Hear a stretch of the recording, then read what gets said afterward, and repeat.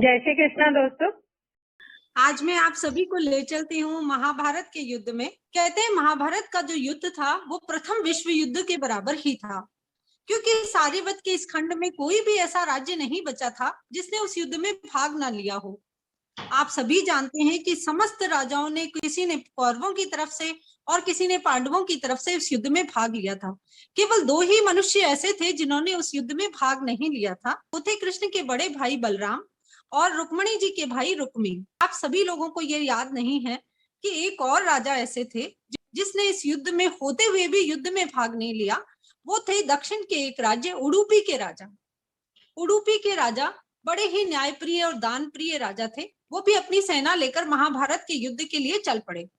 जैसे ही वो युद्ध क्षेत्र में पहुंचे तो कौरवों ने और पांडवों ने उनको अपनी ओर मिलाने का प्रयास किया। उन्होंने कृष्ण से कहा, कृष्ण, इतनी विशाल सेना के भोजन का प्रबंध कौन करेगा?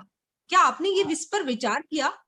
कृष्ण ने हंसकर कहा कि राजा जी, मैं जानता हूं आपके मन में जरूर कोई योजना है। आप मुझे उस योजना के बारे में बताएं, क्योंकि ये बात तो किसी ने सोची ही नहीं कि इतनी बड़ी भोजन की, इतनी बड़ी सेना की, विशाल सेना के भोजन का प्रबंध कौन करेगा। तो उडुपी के नरेश ने कहा कि हे राजन, भाइयों के द्वारा होने वाले इस युद्ध में मेरी कतई भी रुचि नहीं है। मैं इस युद्ध में भाग नहीं लेना चाहता, लेकिन ये युद्ध अब टल नहीं सकता। तो मैं अपनी संपूर्ण सेना के साथ यहाँ आया हूँ कि मैं इस पूरी सेना के साथ यहाँ के भोजन का प्रबंध करूं।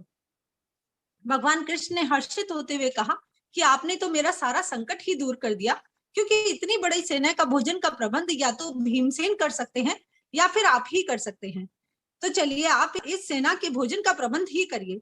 दोस्तों, वो सेना 50 लाख लोगों के योद्धाओं के करीब थी।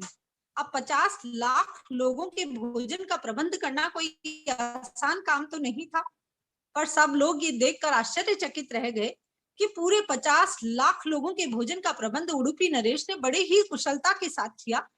ये तो कोई बड़ा आश्चर्य नहीं था। उससे भी बड़ा आश्चर्य ऐसा था कि दिन बीतते बीते सेना में जितने योद्धा समाप्त हो जाते, उनका भोजन नहीं बनता। सिर्फ उतने ही लोगों का भोजन बनाया जाता जितने वहां उपस्थित होते। तो ये किसी चमत्कार से कम नहीं था। दोनों सेनाओं के योद्धा आश्चर्यचकित थे कि इन्हें कैसे पता चल जाता है कि युद्ध में इतने लोगों की मृत्यु होगी। कोई समझ ही नहीं पा रहा था कि आखिर ये कैसे संभव हो सकता है कि कितने योद्धा मृत्यु को प्राप्त होंगे। खैर, अनंत युद्ध समाप्त हो गया। पांडवों की जीत हुई। युधिष्ठिर के राज्याभिषेक का दिन आया तो युधिष्ठिर से रहा नहीं गया। उन्होंने उडुपी नरेश को प्रणाम किया और कहा, महाराज, समस्त देशों के राजा हमारी प्रशंसा कर रहे हैं कि हमने बहुत कम सेना होते हुए भी भीष्म पितामह, द्रोणाचार्य और कृपाचार्य और कर्ण जैसे महायोद्धाओं के साथ युद्ध करके भी हमने विजय को प्राप्त कर ली। मैं जानता हूं कि उस विजय में आपका योगदान भी सर्वोपरि है। मैं आपको प्रणाम करता हूं और आपसे इस चमत्कार के बारे में जानना चाहता हूं कि ये कैसे संभव हुआ कि अन्न का एक दाना भी व्यर्थ नहीं गया और हर दिन उतने ही लोगों का भोजन बना जितने लोगों वहां उपस्थित होते थे। आपको कैसे पता चलता था? उडुपी नरेश ने कहा कि हे राजन, क्या आप मुझे बता सकते हैं कि आप अपने इस युद्ध का श्रेय किसे देंगे?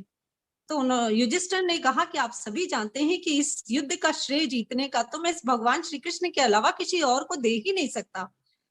तो उडुपी नरेश ने कहा कि ये भी कृष्ण का ही प्रताप है। सारे लोग स्तब्ध रह गए कि ये कैसा प्रताप कैसे संभव है। तो उडुपी नरेश ने कहा कि हे राजन, हर रात मैं भोजन के बाद भगवान श्री कृष्ण को मूंगफली खाने के लिए देता था, और भगवान श्री कृष्ण को जो मैं मूंगफली देता था तो वो मैं गिन कर देता था, और भगवान कृष्ण जितनी मूंगफली को छोड़ देते थे उनको मैं गिन लेता था।